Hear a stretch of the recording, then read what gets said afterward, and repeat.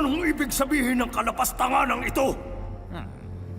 Nahuli po namin si Daniel na nagdarasal sa kanyang Diyos at hindi sa inyo. Daniel, Pinaghahandaan na po ang kanyang kamatayan, mahal na hari. Kawawang Daniel. Katapusan na ng paboritong alagad. Nasaan ang pinagmamalaki mong Diyos?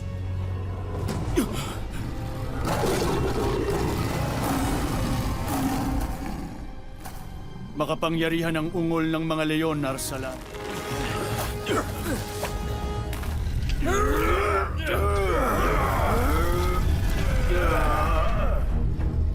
hindi nasira ang selyo.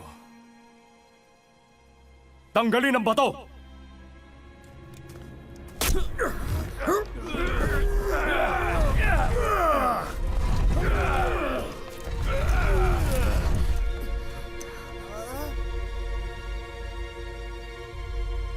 Daniel?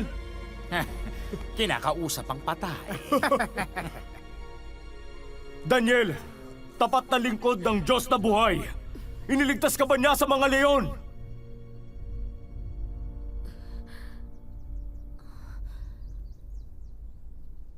Mabuhay ang mahal na hari! Buhay siya? Imposibleng mangyari yon! Buhay siya! Buhay si Daniel!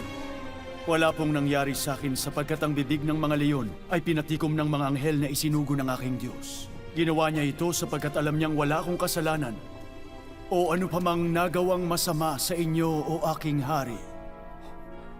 Iahon siya!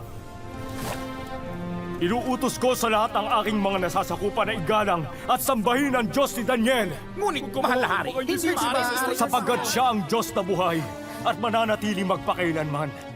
Ang kanyang kapangyarihan at karunungan ay walang katapusan.